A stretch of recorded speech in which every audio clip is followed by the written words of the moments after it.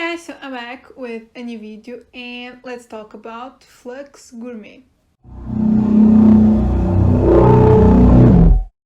I hope I'm pronouncing this name right because I'm not sure, but so this is a movie that the trailer just came out like I would say 2 weeks ago or something.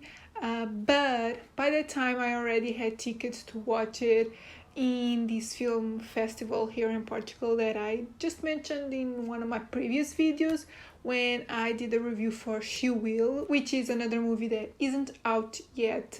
That one has a release date which is in July, but this one I couldn't find the official release date, so I don't know if I'm posting this one too soon.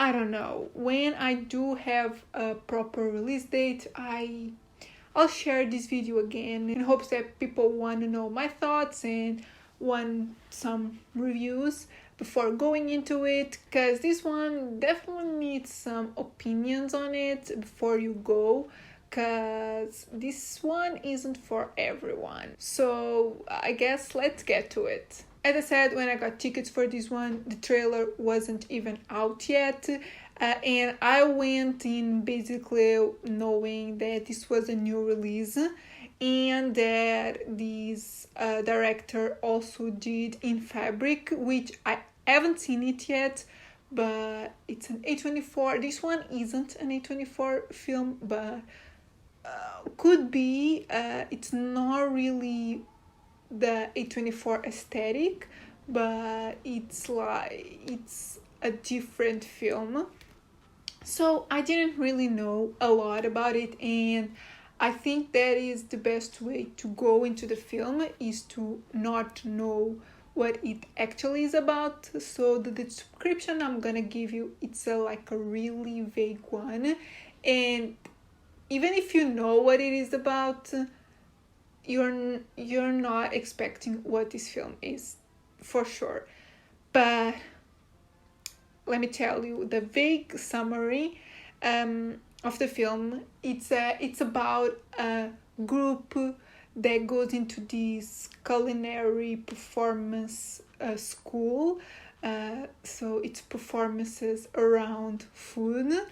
So they go to this sort of school, and there stuff happens. They have to deal with their dynamics, their demons, their struggles. It's quite hard to explain this film because it's pretty crazy. The movie does have a pretty sort of well-known cast. The main actor there, it's the big name of the film, even though is not really the protagonist, is Asa Butterfield. He has just been in another horror film that I did review, so I'll leave it up here. So it's interesting that he is tipping his toes into the horror genre. Interesting. But it also stars Gwendoline Christie, that you might know from Game of Thrones, Ariane Leibert. I hope I'm pronouncing her name right. She did a few also artistic films. I know she's in The Lobster. That's the one that I can remember, but I know she has been in other films. And Fatma Mohammed is the protagonist, and she has been in a bunch of other films from this director. So you might know all of these people from some not so well-known movies, but some niche movies. With all of that said, now let's get to my thoughts. This film is crazy. It's what the hell is this film? I had no idea what I was getting myself into when I went and watched it. It's so crazy, so weird, which is good in a way, but it's not enough to make me like the film. It's not that I disliked it, because I was never bored. I was always glued to the screen and so interested in knowing where this was going. But I guess this is one of those cases where it's so weird, so strange, and yeah, crazy that you just want to know where this leads to. It's not that story super interesting. I think, yeah, the story is a bit lacking something. I don't know what, but yeah, I needed a bit more like mystery to it. Something, yeah, I don't quite know. I just know that it's super weird, and that is the reason why you keep watching, because you just want to know where this craziness goes. But I just left the film feeling a bit unsatisfied. It's definitely an original film for sure. You have not seen anything like this, I'm pretty sure. But again, I felt like the film is just weird for the sake of being weird. There's not like a really good plot. I bet there's like a message behind it of something that I couldn't really understand. But yeah, it's one of those films that it's just mainly weird. And well, even though I wasn't a huge fan of it, I still kind of recommend it because it's such a unique concept, like a unique thing. I don't even know how to explain this, but it's definitely original and different. So if you are okay with a weird film that it's definitely like an art house type of film, it's super artistic and indie and experimental. If you either like that or are okay with it, and you can get behind the weirdness of the film, I would definitely recommend it. I think it's something, it's an experience. It's something that you have never seen before, but you do have to be prepared for, yeah, the weirdness. And because it's like a 2 hour long film, it's not a short film. So yeah, you have to understand that you're going into something unexplainable. Apart from that, I felt like the performances were all pretty solid. Cinematography is nice. There's a few like neon shots that obviously I liked, but standout is definitely the sound design. The sound design is borderline uncomfortable. There's a few scenes that use some frequencies that I can compare like to Irreversible from Gaspar Noé. That I don't know if it was intentional, if it was because of the sounds or something, but I went with my sister and she said that she felt a bit sick, and she said that it could have been because of the sound mixed with those visuals.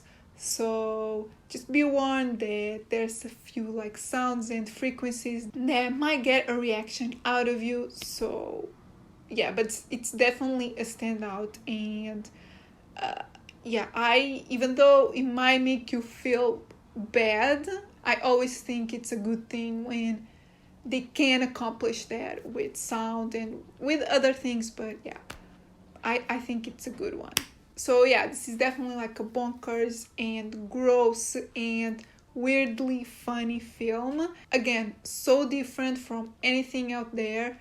So if you want to experience something different and something crazy, yeah, go for it when it is out, which as of the day I'm filming this, I don't know when this is officially out.